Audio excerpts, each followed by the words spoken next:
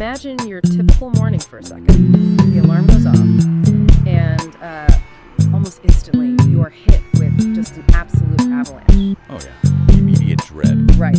Unread emails are piling up, Slack notifications are pinging left and right. You've got like 5 different browser tabs open from yesterday that you swear you're going to read. And that sticky note with a half-written thought just stuck to the bottom of your monitor. Exactly. And beneath all of it is this rising, quiet tide of stress. You're trying to bail water out of a sinking boat with a teaspoon. It's the defining condition of the modern worker, really. Yeah. We're just drowning in inputs. Yeah. And for you, the learner listening right now, I know you want to absorb knowledge without feeling completely crushed by information overload. So today, in this deep dive, our mission is to explore how to master the ultimate modern survival toolkit. Which is all about building unbreakable systems, both external digital ones and internal psychological ones. Okay, let's unpack this, because we will happily drop $1,000 on a new laptop to get a faster processor, or, spend a whole weekend reorganizing our digital calendars, but we completely forget to patch our own biological operating system. Right.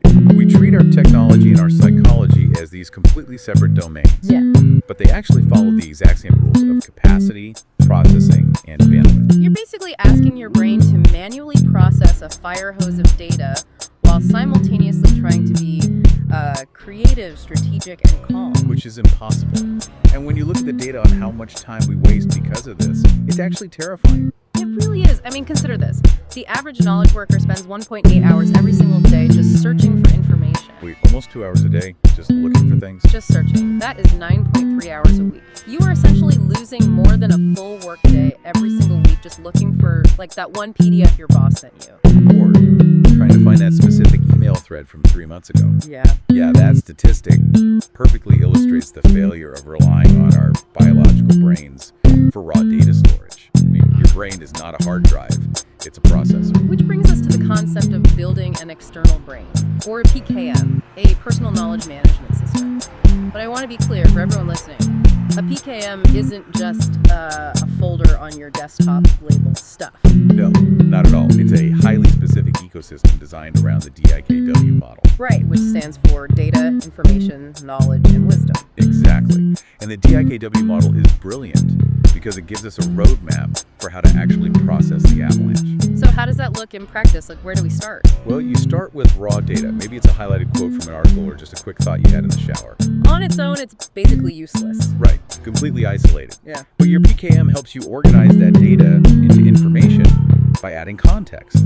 And then over time, as you review and connect these pieces of information, they synthesize into knowledge. And finally, wisdom is your ability to apply that knowledge to your actual life or work. Exactly. And a massive part of making that transition from data to knowledge is moving away from those rigid, old-school computer folders. Oh, yeah. There's a fascinating approach to this called the Zettelkasten method. I love Zettelkasten. It completely changes how you interact with your notes. Instead of forcing a note into a folder labeled marketing, where it just lives in isolation forever, you link concepts together organically. What's fascinating here is how this mimics biology.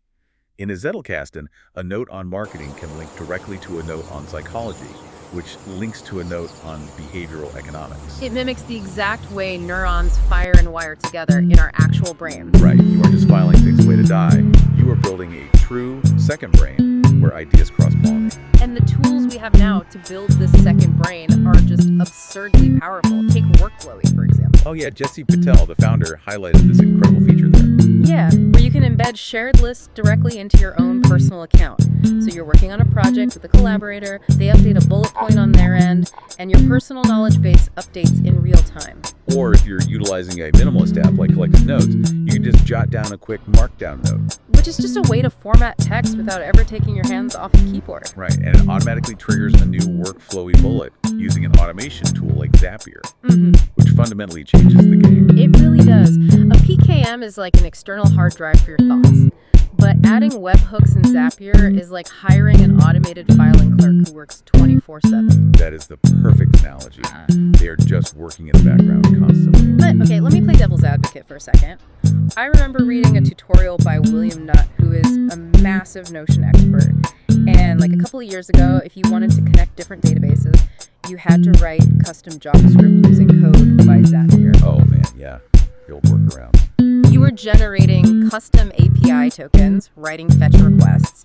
Honestly, for the average person listening, does the time saved actually outweigh the headache of becoming an amateur software developer just to organize your notes? That is a completely valid pushback. And honestly, a few years ago, you would have been absolutely right. The technical friction was a massive barrier to entry. It was just too much work. But if we connect this to the bigger picture, the technology has evolved so rapidly. The introduction of native webhooks completely changed the landscape of digital offloading. Right, we moved from having to be makeshift software engineers to having instant native triggers. Exactly. Okay, for someone who isn't a developer, what exactly is the difference between an API and a webhook? Because people throw those terms around interchangeably all the time. They do, yeah. So think of an API like constantly calling a store to ask if your package has arrived. Like, is it here yet? Is it here yet? Right, you have to keep checking over and over, which takes up energy and bandwidth. A webhook, on the other hand, is the store texting you the exact second your package gets there. Oh, wow. So it's completely passive on your end. Exactly. It's instant, automatic, event-driven communication between your apps. You don't have to write complex code anymore. You just tell the system, when this happens here, do that over there. That makes so much sense. And when you utilize visual drag-and-drop builders, the results are wild. I was watching a breakdown by a creator named Dimitri Panici, and he demonstrates this perfectly. His Notion use case is unbelievable. It really is. He finishes a client meeting, hits a single button in Notion called Add Content to Calendar. Instantly, a webhook grabs all the meeting data, generates a 5-day content calendar, creates subtasks, and assigns those tasks to his team in their respective workspaces. And it checks the last time content was posted to ensure the sequence is perfect. All from one button press. And the true power is that he extends that exact same logic to his finances. Yes. He clicks Send Invoice on a Notion page, and the automation natively creates the invoice in Stripe or PayPal, emails the client, drops a notification in his team's Slack channel, and updates the Notion status to him. And if a mistake, He hits Void Invoice, and it nullifies the ID and URL across all platforms instantly. One single click. this is the pinnacle of the external brain. By building these highly reliable automated pathways, you are preserving your prefrontal cortex. Which is your brain's executive functioning center. Right, preserving it for deep creative work. You are no longer spending your precious cognitive energy remembering to send an invoice or, copy-pasting task descriptions from an email to a to-do list. Let's pause here, though, because there is a paradox I think a lot of us feel. Let's say I set up this perfect system, my webhooks are firing, my Zettelkasten is humming, and my automations are saving me 10 hours a week. Okay, yeah. Why do I still feel this low-grade panic? I know plenty of people with flawless Notion workspaces who are completely miserable and on the verge of burnout. It feels like we're treating a symptom, not the disease. And that brings us to the crux of the issue. That is the illusion of productivity.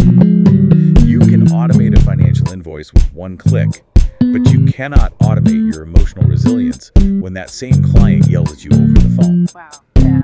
Having a flawless Notion workspace means absolutely nothing if your internal biological software is constantly crashing.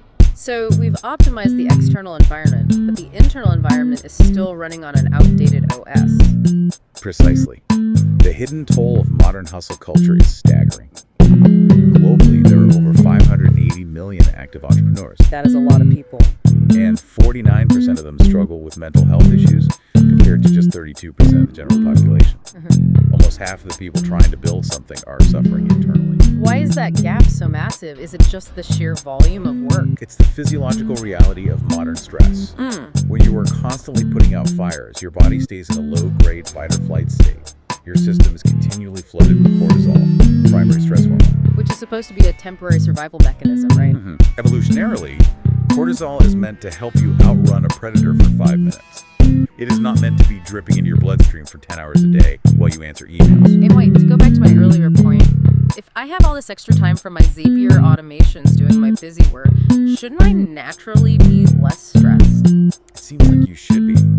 But it comes down to a psychological phenomenon called ego depletion. Ego depletion. So my ego is draining, like I'm feeling less important.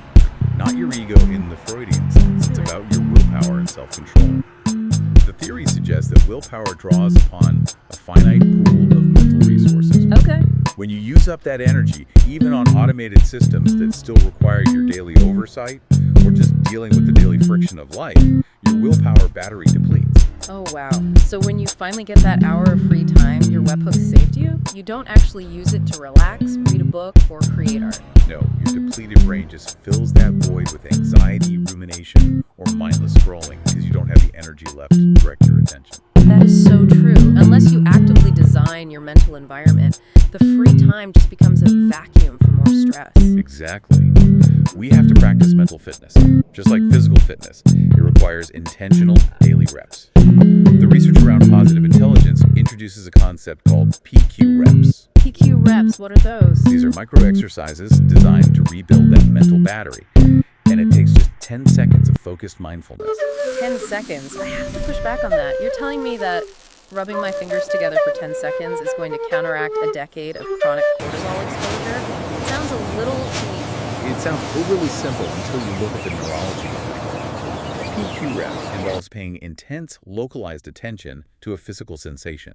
For example, rubbing two fingertips together so closely and with such focus that you can literally feel the microscopic ridges of your fingerprints. Okay, but how does that actually stop the stress? Because your brain has limited processing power. When you focus intensely on the high-fidelity sensory data of your fingerprints, your brain literally cannot process that input while simultaneously agonizing over an angry email. Oh, I see. Neurologically, it acts as a circuit breaker. Exactly. That 10-second pause forces your brain activity to shift away from the saboteur region. Which is the midbrain area associated with survival and fear. Right, and it moves it toward the sage region, the prefrontal cortex, where empathy, innovation, and logic live. You are hijacking your brain's processing power, forcing it to drop the stress loop. So it's literally hitting refresh on your brain's browser. Exactly. Since willpower is a finite resource, we can't just power our way through stress. We have to rely on the brain's equivalent of an automated Zapier workflow, which is habits and intentions. That is a brilliant way to frame it. The brain actually has its own automation software, located in a small midbrain area called the striatum. The striatum. Yeah. It handles reward-based learning and repetition.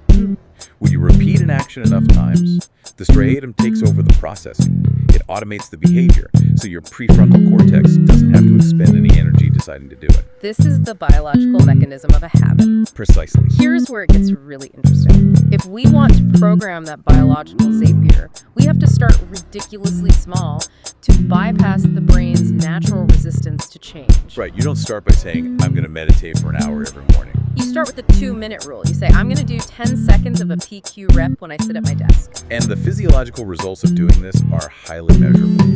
There's a fascinating Stanford study showing that individuals who maintained just 7 daily mental strength habits reduced their cortisol levels by 30% in just 6 weeks. Wait, really? A 30% reduction in 6 weeks? Yes.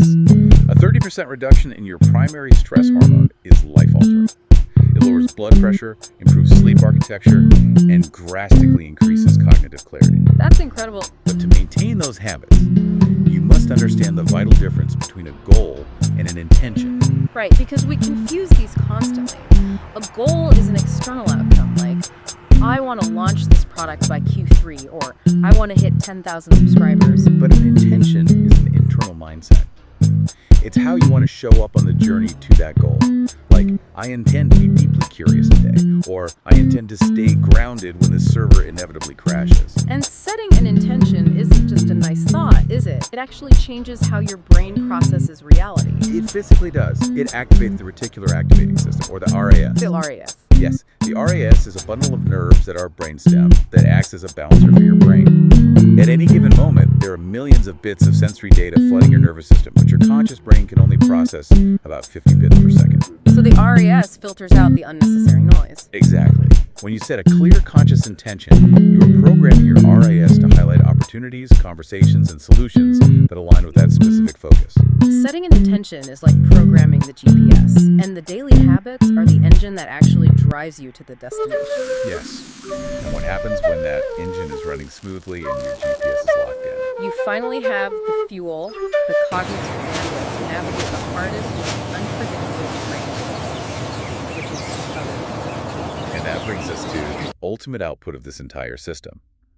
When your digital workflows are automated and your internal habits are stable, you unlock the highest level of human functioning, which is emotional maturity and secure attachment. Let's draw a massive line in the sand here, because people mix these up all the time. Emotional intelligence versus emotional maturity. They aren't the same thing at all, are they? No, they are highly distinct. Emotional intelligence, or EI, is primarily about awareness. It is your ability to recognize and understand your own emotions and to read the emotional state of the people around you. But emotional maturity, or EM, is your ability to actually apply that awareness. Exactly. It is the rigorous discipline of choosing logic and empathy over impulse, defensiveness, or ego. This raises a question I've always wondered about.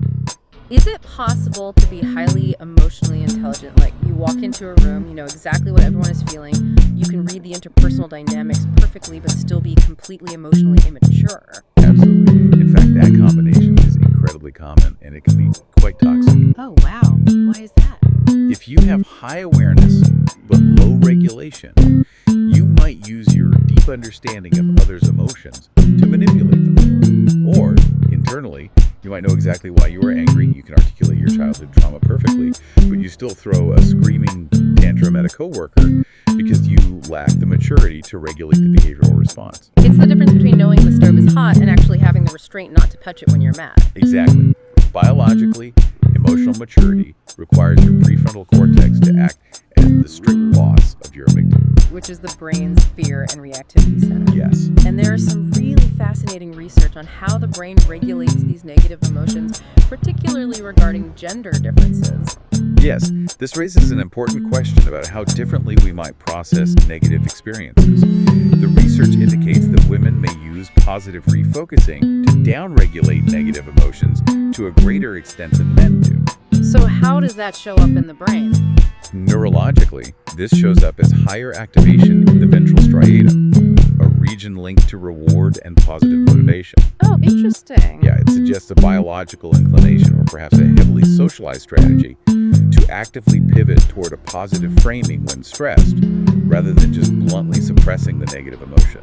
That's incredible. So instead of just trying to grit your teeth and force the anger down, it's about shifting the neurological track to find a positive anchor. Exactly. And when we apply all of this emotional regulation to our relationships, both at work and at home, we arrive at what psychologists call secure attachment. Secure attachment is the absolute holy grail of relational psychology. It means you can deeply depend on a partner, a friend, or a colleague without losing your own sense of self. You trust that they will be there, but your entire identity and emotional stability aren't contingent on their constant validation. Right, whereas insecure or disorganized attachment styles lead to the exact opposite. You get heightened anxiety, impulsivity, and this concept called emotional fusion. Fusion is a great word for it. It's when you are so overly dependent on someone else's emotional state that if your boss is in a bad mood, your entire day is ruined. You completely lose your internal boundaries. Which is why cultivating emotional maturity is non-negotiable if you want to be a leader. Or, honestly, just a happy person. Yeah. And if you struggle with this dysregulation, the good news is that it is highly treatable.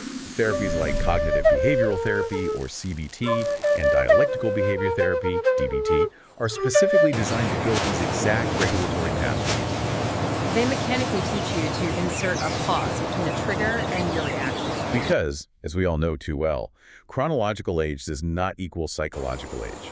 You can easily be a 50-year-old CEO throwing the emotional equivalent of a toddler's tantrum. We've covered a massive amount of ground today. Let's pull this all together.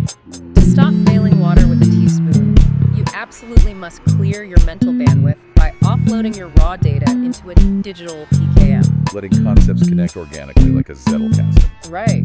You have to hire that 24/7 digital clerk by automating your repetitive tasks using native integrations and webhooks. You cannot stop there. That just treats the symptom. Exactly. You have to take that newly saved bandwidth and invest it directly into patching your biological operating system. You cultivate daily mental habits to reduce cortisol, you set your intentions to program your brain's RAS, and you do the hard daily work of building emotional maturity. And we have to remember the why behind all of this. The ultimate reward for all of this optimization isn't just getting more tasks done so you can be a better worker bee. It is connection. Right. When you aren't drowning in data and cortisol, you can finally practice true active listening. You can listen to others not just to quickly formulate your reply, but to genuinely diffuse tension, validate their experience, and build the secure attachments that make life actually worth living. It all comes back to how you manage the avalanche. We've talked about how setting intentions programs your brain's reticular alert activating system, and how webhooks program your digital databases. Both are systems waiting for your instructions. But consider this final thought as you go about the rest of your day. If you don't take the time to deliberately program your own mental habits and emotional responses today, whose external system are you unwittingly becoming a cog in tomorrow?